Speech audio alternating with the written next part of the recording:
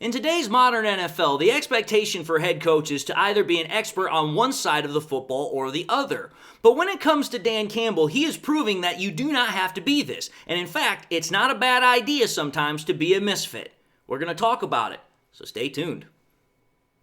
What are we? What makes us what we are and what we're going to be?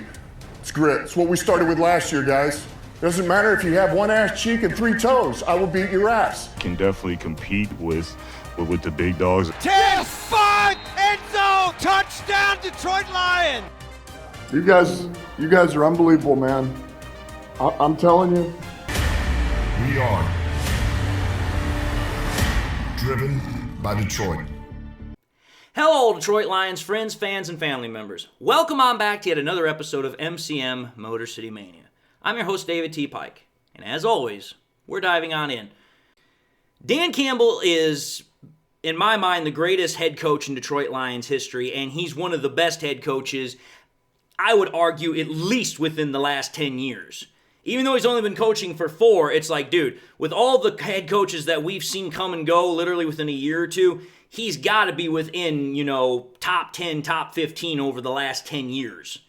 That's how good he has been in his short period of time.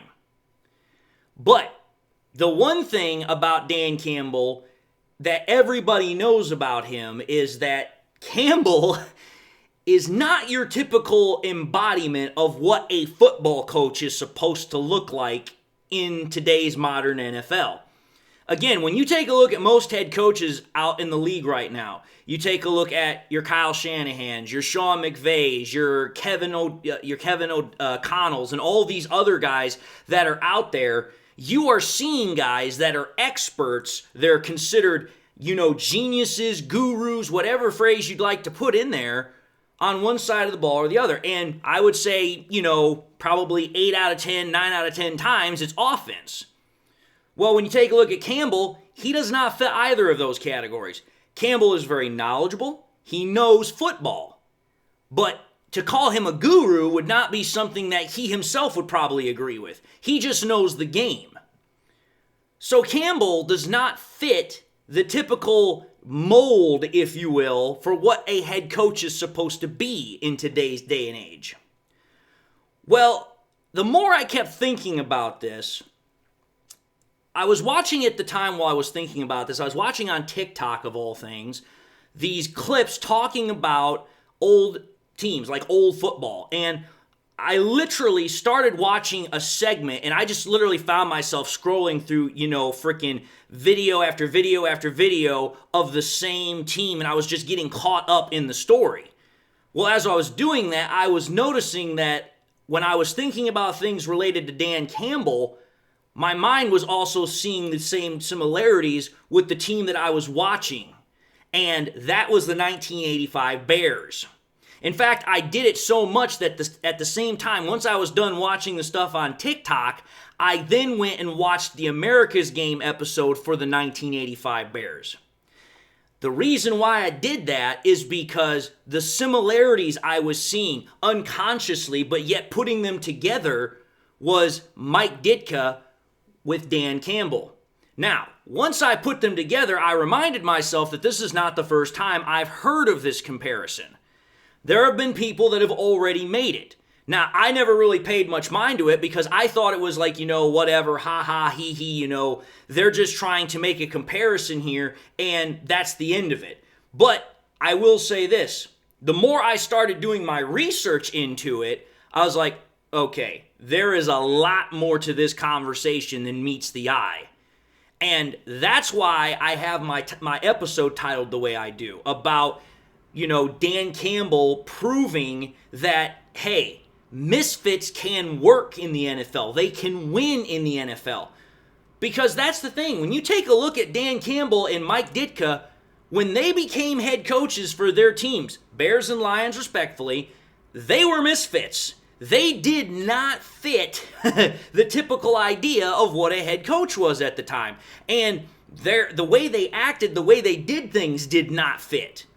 Again, let's just go down memory lane here for a little bit. As we already know, both of these guys, they're former NFL players. They're both former tight ends. Mike Ditka being way more successful than Campbell ever was because Ditka is in the Hall of Fame as a tight end player. Campbell was kind of like a whatever kind of tight end. He was kind of more like closer to meh, kind of average. That's not necessarily saying a knock against him. It's just he was not known for being a prolific producer. He was more of a blocking tight end, not a receiving tight end. Well, when you go from that part, the next part where they start comparing and they start actually, showing more of those comparables is Mike Ditka has said more times than I can find anywhere that what he did is when George Halas was still, the head coach of the team, and the Bears fans call him Papa Bear Halas, he wrote him and said, listen, I'm not ready to be the head coach yet, but I will be in a couple of years. And lo and behold, 1982 comes around, and Mike Ditka is named the head coach of the Bears. Well, let's think about this. Dan Campbell might not have done the exact same thing, but what did Dan Campbell say while he was at his introductory press conference? He literally said that he wanted the Lions head coaching job bad. Apart from actually saying the exact same thing that, Mike Ditka said about it being his dream job, he might as well have said it. So again, both of these guys, they're first-time head coaches. They get hired for their dream job. They get hired for a team they really want to coach. Okay, that's another similarity between these two misfits. But then, here's where we start actually getting in more towards what I mean by misfits. I'm not saying they're misfits within their teams. Au contraire, they were perfect for their team. They were perfect for what their team needed. Because when you take a look at Mike Ditka, when he was hired first by the Bears, he was considered a perfect fit for the Bears because the Bears were needing leadership. They were needing somebody to take control of, and I mean, again, you go and you watch America's Game, you watch a whole bunch of other stuff on the Bears, the players themselves would say, listen, we were a bunch of crazy individuals, we were out there having fun, and we needed somebody that could lead us, but that could also understand the crazy aspect. That was Mike Ditka. Mike Ditka was an awesome leader, but at the same time, he understood how to work with them because, as Mike Ditka has said, he himself was a little crazy. You had a whole bunch of people just being in controlled chaos is in essence what it was. Now, what I will say is a little bit different here than Dan Campbell is that when Ditka first got to Chicago, he wasn't exactly the most popular with the players. In fact, one of the best things I can remember about this is Mike Singletary said that when he found out Ditka got hired, he was like, oh, hell no, we don't want this guy. This guy's going to kill us. But as time went by, the players saw that, listen, this guy knows what he wants. This guy has a clear direction. He has a clear plan. And he's not only selling the plan, but he's going to make it happen. That's going to get people on board because it's like, listen, you can talk the talk all you want, but when you start actually walking the walk, you actually start showing what you're looking for, that's going to go a lot longer. That's going to go a lot further than what you would get if you were just talking all the time. We'll take a look at Campbell. Campbell comes into Detroit, and again, perfect coach for what we needed here. This is a guy that, number one, played for us just like Mike Ditka played for the Bears, and he understood what it was like to be, in this city and within this entire culture, this entire community. Detroit is a freaking hardworking, tough, gritty, resilient, blue-collar town. That's always what Detroit's been. It's all about hard work. It's always about, hey, you know what? You get up, you get your lunch pail, you put your food together for whatever, and you go to work and you work. That has always been what Detroit is. We work, we get through things. That's our entire motto in essence. That's why the grit motto has pretty much become our rallying cry for a bit. Other than Jared Goff being chanted in the stands. But I digress. The point of the matter is that Dan Campbell understood that. And Dan Campbell from word go was like, listen, I'm not going to try and give you all this flashy coach talk. I'm not here to try and give you guys all these false things to think about are going to happen. You guys don't want to hear it. I don't want to tell you it. Dan Campbell's not about being flashy. Dan Campbell is about getting results. And being a player's coach, like I said, the one thing that differentiates him from Mike Ditka in this is that as soon as he got there, all the players loved him. I mean, I don't know how many times I kept hearing players say, dude, I would run through a brick wall for him. But that's the comparison between these two men. Mike Ditka and Dan Campbell were perfect for the teams that they got signed to as head coach because, think about it, the Bears were misfits at the time because they were considered, while quite frankly having talent on their roster, like I said, they were considered a bunch of crazy, undisciplined players that, had no sense of direction. They needed leadership. So Mike Ditka, being the misfit he was, became the leader of those misfits, and he then went about what he did. And we'll talk about that. Dan Campbell, same thing. Us Lions, we were considered the misfits of the NFL. We were considered the redheaded stepchild. Nobody wanted to deal with us. We were considered terrible. We were like, dude, just go over in the corner and don't bother us. That's how we were the misfits. And Dan Campbell's like, okay, my misfits, I'm going to show you how we get out of this. So there's that.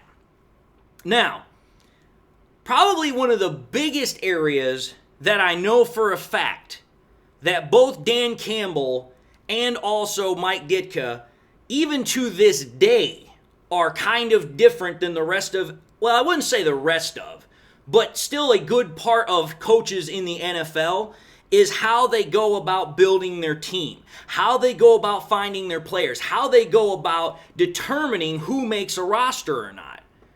Again, you go back and you start watching Mike Ditka, and when he's talking about how he and everybody else started putting the Bears together, he literally kept saying that, hey, I didn't want to know who was the fastest, I didn't want to know who was the strongest, I didn't care about all that stuff. That doesn't tell me if you're a football player. What he wanted to know was the character. He wanted to know, hey, are these guys fully committed to playing football? Are they going to give me their all? Are they going to be sold out for this? That's what makes them a football player. Somebody who is resilient, someone who is tough, someone who is committed to giving their all every single day, no matter what. Well, where have I heard this story? It's the same thing with Dan Campbell. Dan Campbell is quite literally the exact same thing. When you take a look at what Campbell has said multiple times over and over again, and Brad Holmes has echoed the same thing, they're not looking for the most talented player. What they're looking for is a football player who happens to be talented.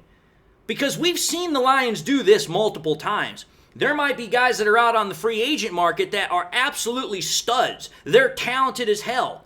But the Lions don't bite. They're not interested in them because they don't fit the character requirements that they're looking for. It's the same thing with what Ditka had with the Bears. He wanted certain types of players because he knew that he had to have them in order to make things work. Again, square peg, round hole. If you're trying to talk about being in charge of misfits yourself, you're going to have to find other misfits to fit within what you're looking for, which means you have to get very selective, which is exactly what the Lions have done. They are very selective about who they bring in. They do not just go after any old fool. So that's another comparison between these two gentlemen. Now, while we're talking about gentlemen here, I'm just going to say this right now. Probably the other thing that these two guys are known for is their colorful personalities. Both of these guys, when they were, well, at least with Ditka, when he was in as head coach, this dude was an absolute... For a reporter, you could have literally no shortage of ammunition. You could have no shortage of quotes, no shortage of reels to where this dude would give you stuff. Because Mike Ditka literally did not give a crap. I've seen some of the interviews he did. He was very straightforward, blunt, sometimes just downright damn rude. And he was known for being vulgar at times in terms of his language, being crass, using curse words. He was known for outbursts repeatedly on the sidelines. Like, he would go from being calm one second to just absolutely ranting and raving the next. And then, like I said, he had no problem being very verbal and insulting and sparring with not only the media, but the refs, and even sometimes his own players. But that was what Mike Ditka was. That was his very, very, rapidly changing and colorful personality. But it worked. Well, when you think about Dan Campbell, he has a colorful personality, but his is more of a positive one. His is more of a polished one. Because with Campbell, what makes him colorful is that, listen, he is going to have some very interesting things to say, because whenever that man's in front of a freaking microphone, you want to make sure your mic's turned all the way up, because there's a good chance you're going to get something good. Because that's what Campbell does. He is a literal soundbite machine that's on wheels. And Campbell is not only good for sound bites and little, snippets like that, he's a great motivational speaker too. I mean, you listen to any of the freaking, locker room speeches after we have victories, he's very good at motivating people. He's very good at finding the right words to say. Doesn't have to be too long, doesn't have to be too complex. It's just, listen, this is what I'm trying to tell you. We're going to take this to our advantage and we're going to continue to move forward. And that's what Campbell does. So again, these two gentlemen, again, colorful personalities, but how they went about using them, or as is with Campbell continuing to use them, they're vastly different. But again, still using their personality to help move the team forward. So, that's another similarity that again makes them, kind of misfits, because I'll be honest, when you think about head coaches in the NFL, I don't know too many head coaches that are particularly colorful or entertaining per se. 9 times out of 10, whenever you're watching a football game, head coaches, they're usually observing the game, they're not getting too wound up, they're not getting too crazy, they're not just absolutely going all to town. But, dude, whenever you would be watching Mike Ditka, that's exactly what you would see. Whenever you're freaking watching Dan Campbell, we score a touchdown, we do something good, he is literally over there having, celebratory stuff with the players like he was one.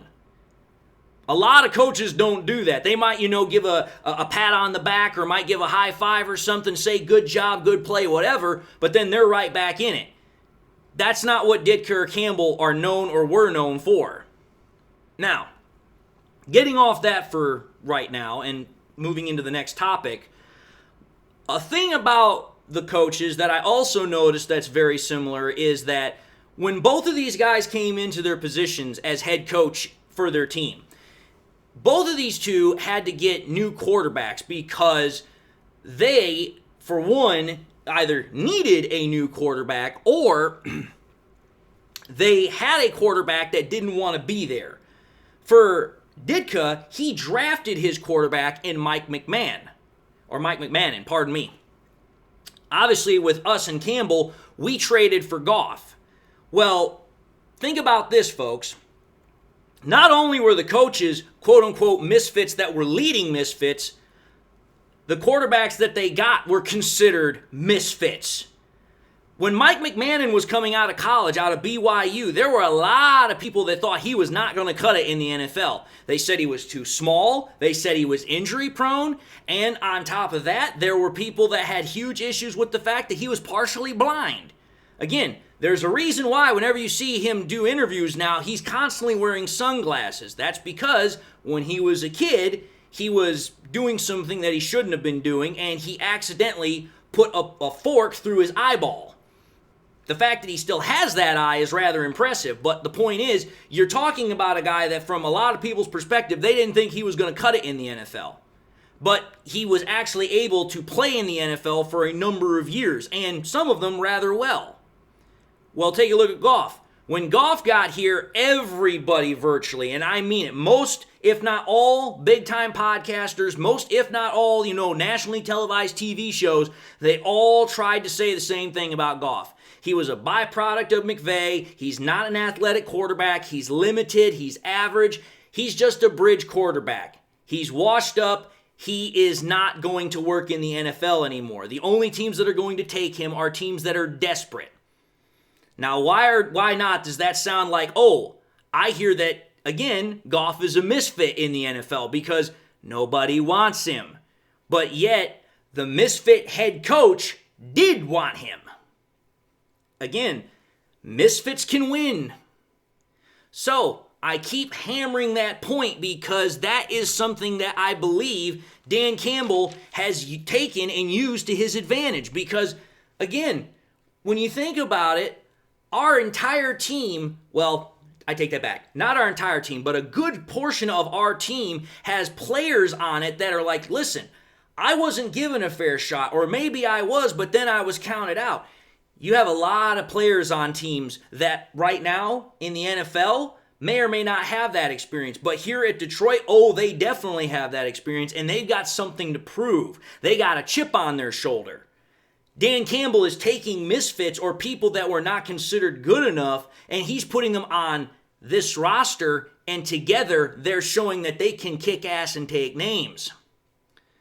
So, with that brings me to the final portion here.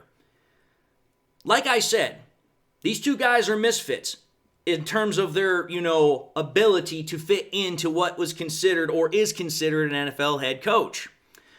But like I said, they have proven, Mike Ditka back in the 80s, Campbell now, that misfits can win. Here's the reason I say this. When you take a look at Mike Ditka, when he became the head coach of the Bears in 1982, the first 2 seasons for the Bears virtually went the exact same way that the Lions did. What happened in the first year with us, with Dan Campbell? We went 3-13-1, and then the next year we went 9-8. You want to know what the Bears did under Ditka for their first 2 years? 1982 was a strike season, so it was a shortened season. Bears went 3-6, didn't make the playoffs. Then you get to the very next year. The Bears went 8-8, but going into their final weeks, they were like 6-8, so they had to get those last 2 wins to get up to 500. Okay, now what happened in year 3? In year 3, both teams get to the NFC Conference Championship game. Both teams are the number 1 seed, not the number 1 seed, they're the division winner in their division. Back then for the Bears, it was the NFC Central. For us now, it's the NFC North. But they both get to the NFC Conference Championship game in their 3rd year.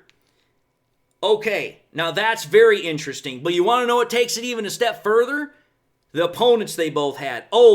That's right. Mike Ditka and the Bears, when they went to that conference championship game, they played the 49ers at their home stadium.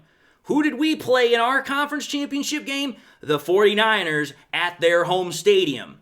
And since we're talking about just getting to an NFC Conference Championship game, we both lost to the 49ers, and both in embarrassing fashions, but for different reasons. We had a solid lead on the 49ers going into the halftime period, and we lost to them because we allowed them to come back. The Bears were embarrassed because they lost 23-0, and then at the end of the game, Bill Walsh tried to rub salt in the wound, which he did. So, okay. Now we're getting into the meat and potatoes of this stuff. Now we're getting into some really fun stuff. Okay, now let's talk about the current year for Dan Campbell, and let's talk about 1985 for Mike Ditka. Mike Ditka and the Bears, if you go back and you take a look at that particular season, they had won 12 straight games in a row before they had their wake-up call game. The game where, hey, we need to remind ourselves that we can be beat. We have to continue to work. We have to continue to keep our edge. We have to keep a mindset that we're hungry, that we're determined, and that, hey, we can be beat any Sunday. Now, what happened when they got beat? They got beat by the Miami Dolphins on a primetime game against a dazzling, gunslinging quarterback by the name of Dan Marino. Where have I heard this story before? That's right. Dan Campbell and the Lions. We had an 11-game winning streak going into the game against the Bills on, Sunday afternoon, Sunday night or evening, whichever way you want to put it. And what happened? We had our wake-up, loss of the season. We had our wake-up call where it's like, okay, for as good as we've been, we can still lose. And who did we lose to? We didn't lose to the Dolphins. We lost to the Bills, still from the same division, but how did we lose to the Bills? Because of their dazzling, gunslinging quarterback, Josh Allen. Again, the similarities are absolutely just ridiculous. And then, finally, let's think about this. When you think about Dan Campbell and you think about Mike Ditka, first and foremost, these guys have been in charge of some really damn good units of football. Obviously, for Ditka, he was the head coach for freaking the 46 Bears defense in 1985. Now, granted, he had no claim to that. That was all Buddy Ryan's. But he was the head coach in charge of it. Much like how Campbell is the head coach in charge of the offense that we have, but he really has no claim to the offense because the offense has been created and collaborated together by both Goff and Ben Johnson. But our offense is, when I would say this, if it's not the best over the last 2 years, it's got to be literally top 2 or 3. It's an offense that literally has proven it can strike from anywhere, it can score points at will if need be, and virtually nobody can stop us when we get on a roll. Whereas with the freaking 85 Bears defense, they virtually proved that, hey, there's nobody that's really going to score on us, again, save the freaking Miami Dolphins. Other than that, they absolutely just smoked teams with that defense. But the real comparison that, if at this point has not knocked your socks off, this one will. Remember how I was talking about how in year 3 they both got to the NFC Conference Championship game and they lost to the 49ers at that home field of the game for the 49ers? Think about this.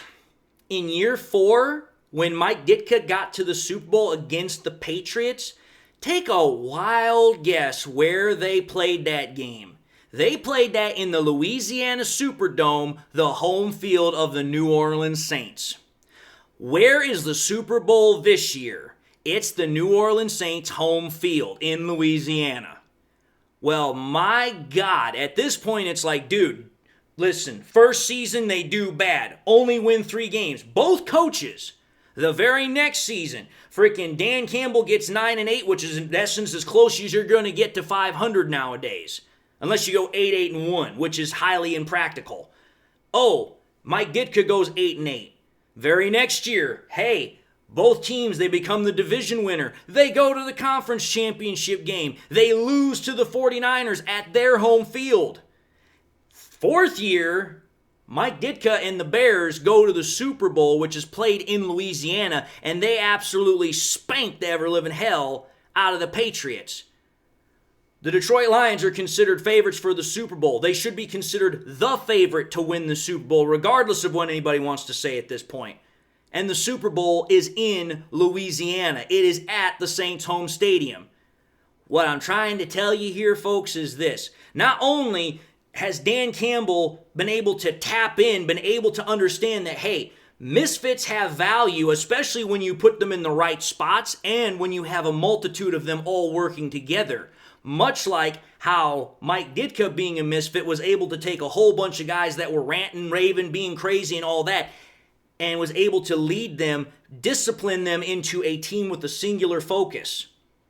And now you're seeing what those types of teams can do. When they have one goal, they have one mind, one heart, one, true desire, which is to win, you have a team that is very dangerous. So I take all that and I tie it in really quickly to what's been happening with the Lions right now. For again, everybody that says the season is over, season is not over. When you've got a coach like Dan Campbell and you got a team like ours, it is never over. It is never say die. And that is exactly the way it was and is for both coaches. They do not quit. They do not care. They are never going to surrender. They are never going to accept defeat. Just saying. There's a lot of similarities here. But I've said my piece, so I'm going to end this episode and say thank you all for watching yet another episode of MCM Motor City Mania. If you like what you saw, by all means, highly encourage all to watch the next episode. Also encourage all to do one of these three things: like, comment, and subscribe to the channel. If by chance you subscribed in the past and you forgot to do so at the time, want to highly encourage y'all, please make sure you hit that bell notification icon so that way you guys never miss any more content that I push out. I also want to encourage y'all, please make sure you share the content, whether it's to YouTube, whether it's to Twitter, whether it's to Facebook. Please share it. It helps the channel grow and spread. And with that being said, to everybody, whether this is your first time watching me or you guys have been watching me for a long time, I hope you all enjoyed the content. I also hope you got something out of it and you enjoyed it. And I also hope that you got something in your life that makes you happy, makes you smile. God bless, my friends. And until the next time we meet, I'll see you all in the next episode.